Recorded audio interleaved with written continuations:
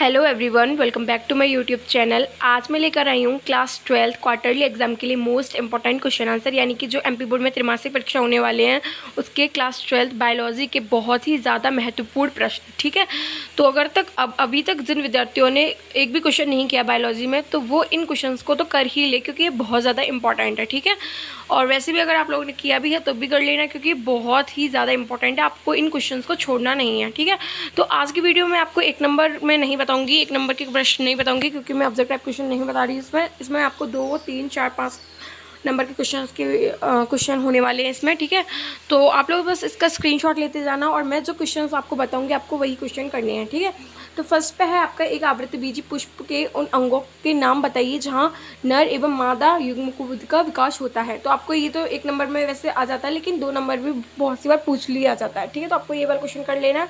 उसके बाद सेब को आवासीय फल क्यों कहा जाता है? पुष्प का कौन सा भाग फल की रचना करता है? तो ये बहुत ज़्यादा इंपॉर्टेंट है, आपको ये वाला क्वेश्चन कर लेना है। आप लोग स्क्रीनशॉट लेते जाना, और बहुत ही सरल भाषा में इसमें दिया गया है, आपको अच्छे से एक्सप्लेन किया गया है। ठीक है, उसके बाद क्वेश्चन है नेक्स्ट क्वेश्चन आपको करना है स्वपरागण और एवं परपरागण में अंतर। ठीक है, ये भी बहुत ज़्यादा इंपॉर्टेंट है, ये तो आपको करना है।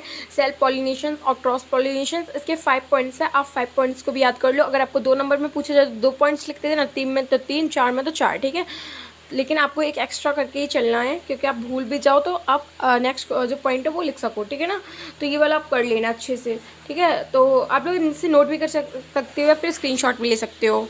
उसके बाद जो नेक्स्ट क्वेश्चन है वो है आपका एकबीजपत्री और द्विबीजपत्री बीजों में अंतर स्पष्ट कीजिए। ठीक है, तो ये वाला भी आपको कर लेना, इसके भी 5 पॉइंट्स कर लेने हैं। तो मैं आपको पॉइंट्स दिखा दूँ, तो ये वाले पॉइंट्स हैं, आप इनका स्क्रीनशॉट ले लो। ठीक है ना, अच्छा, उसके बाद आपको ये वाला जो पॉइंट दिख रहा है ना, बैगिंग क्या है, ठीक है, या बोरा वस्त्रावट क्या है? तो ये देखो, आपको ये 2 नंबर में लेकर चलना है। और बैगिंग क्या है, तो आपको सिर्फ आपको थोड़ा ही करना है, यानी कि आप इधर तक कर सकते हो उसको। ठीक है, और विपुंसन अगर पूछ लिया जाए तो अपन विपुंसन भी आप इधर तक कर सकते हो, क्योंकि ये मोस्ट इंपॉर्टेंट पॉइंट। उसके बाद जो इंपॉर्टेंट क्वेश्चन है वो है आपका असंग जनन क्या है, इसका क्या महत्व है? ये वाला भी क्वेश्चन आपको कर लेना है। उसके बाद जो इम्पोर्टेंट क्वेश्चन है वो आपका लघु बीजाणु जनन।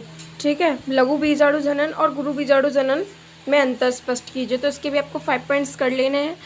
तो मैं आपको दिखा दूँ, आप लोग स्क्रीनशॉट ले लेना इसकी। 3 पॉइंट्स इसमें, तो आपको ये 3 पॉइंट्स कर लेना। उसके बाद आपको ये वाला जो डायग्राम है, स्त्री जनन तंत्र का नामांकित आरेख बनाइए। तो आपको ये वाला डायग्राम भी अच्छे से आना चाहिए।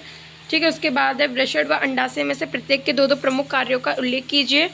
ठीक है, तो आपको वृषण के 2 कार्य लिख देने हैं, और उसके बाद आपको अंडाशय के भी 2 कार्य लिख देने हैं। और इनके जो हार्मोन्स के नाम है आपको वो भी अच्छे से आने चाहिए, जैसे टेस्टोस्टेरोन वृषण का। ठीक है, इस तरीके से। उसके बाद शुक्राणु का नामांकन चित्र आपको ये भी अच्छा से आना चाहिए। ठीक है, तो आप लोग देख सकते हो ये शुक्राणु का है डायग्राम। उसके बाद आपको अंडाणु का भी आना चाहिए। ठीक है, उनके नाम भी अच्छे से कर लेना। तो आप लोग स्क्रीनशॉट ले लो इनका भी। ठीक है, और एक और क्वेश्चन है ग्राफिपोटिक, इसका भी आपको डायग्राम अच्छे से आना चाहिए। ठीक है, ग्राफियन फॉलिकल, और ये आपको देख सकते हो, ये इसका डायग्राम है। और उसके बाद जो नेक्स्ट क्वेश्चन है वो आपका प्रसव, यानी कि पार्ट्यूरेशंस क्या है, प्रसव को प्रेरित करने में कौन से हार्मोन शामिल होते हैं? तो प्रसव बहुत ज़्यादा इंपॉर्टेंट है। अगर आपको 2 नंबर में है तो आप इधर उधर लिख सकते हो कि प्रसव कहलाता है, और इसके हार्मोन्स के नाम लिख देना। ठीक है, लेकिन अगर आपको ये 3 या 4 नंबर पर पूछा जाए तो फिर आपको ये पूरा लिखना पड़ेगा, और आप लोग स्क्रीनशॉट ले लो इसका। उसके बाद जो क्वेश्चन है वो आपका शुक्र जनन नलिका की संरचना का वर्णन कीजिए, या फिर अथवा में आपका ऐसा भी क्वेश्चन आ सकता है कि मानव वृषण के अनुप्रस्थ काट का नामांकित चित्र बनाइए। तो आपको ये वाला कर देना है। ठीक है, देखो, मैं ये पार्ट 1 वीडियो रखने वाली हूँ बायोलॉजी की